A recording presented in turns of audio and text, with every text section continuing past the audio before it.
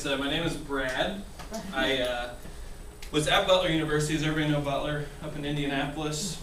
I was the electronic communication coordinator. I worked there for almost 2 years, directly in the admission office, and my job, I didn't have a travel territory, I didn't meet with families, I didn't read applications, I basically did the internet, and that was one of my interview questions. Can you sit on the internet for 40 hours a week? I was like, where do I sign? This is the coolest job ever.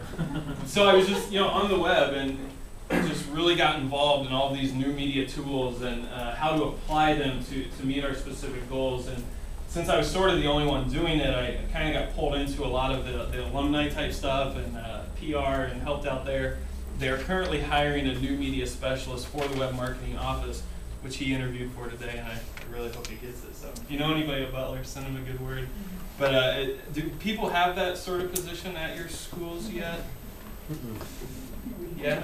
We just created it. Okay, and what's it called? Digital Recruitment Specialist. Okay, so directly in the admission office then? Yes. Cool. Are you at the same school? Yes. Anybody else? No?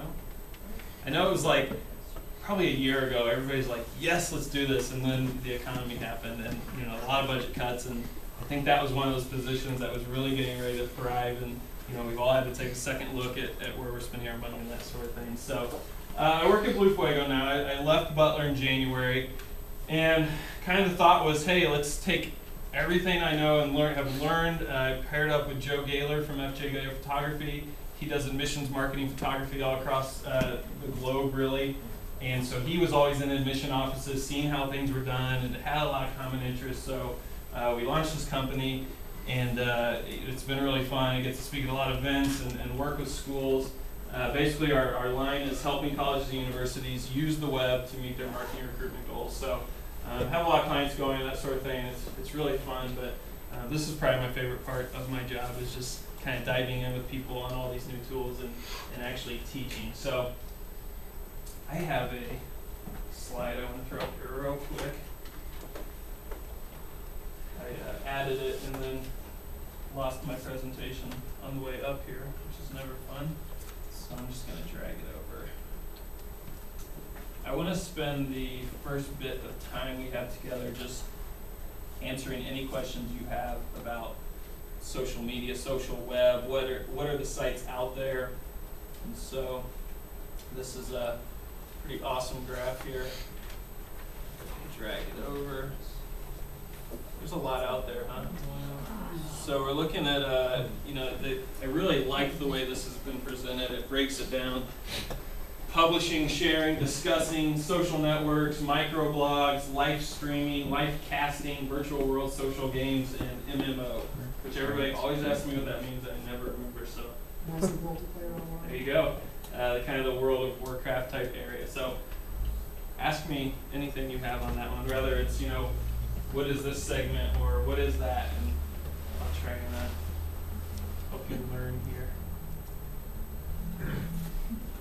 Anybody? What were you using a while ago for the conference?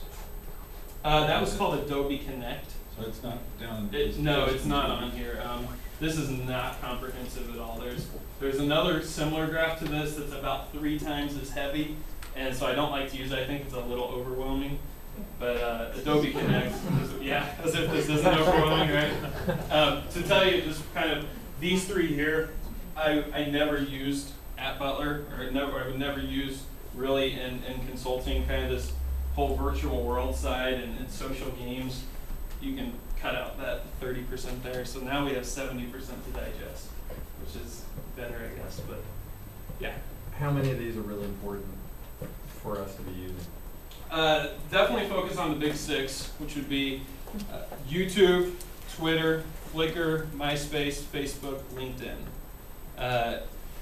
The 7th one is going to be Google Wave, which was recently announced, and it's Google, just anytime somebody does something, Google does it better and bigger. So Google Wave will come out later, but I can't even really explain it easily as good. Can you say those again? Twitter, Flickr, Facebook, LinkedIn, MySpace, and YouTube. And those are usually the 6 we start with when working with the school. they don't always have a place in the strategy. Don't count MySpace out. You know, a lot of people have been saying MySpace is dead. With Indiana University East, they had 4,000 people in their MySpace page and 100 fans on their Facebook page. So we launched a MySpace page for them, and it had twice as many followers in the first week as their Facebook page had collected in over a year. So for that school, that audience was definitely on MySpace. So, you know, kind of have to play a little bit. Yes? What's the best way to tie them together? The best way to tie them together, definitely do a lot of cross-linking. You know, somebody who's looking at your picture on Flickr, you can put a description down below with a link to, you know, if there was, say it was an alumni event, and you can put in the description, you could put a link back to the alumni page on your .edu website, and you could also put a link to your LinkedIn group. And then on your LinkedIn group, with the alumni, you say, hey, here are new pictures.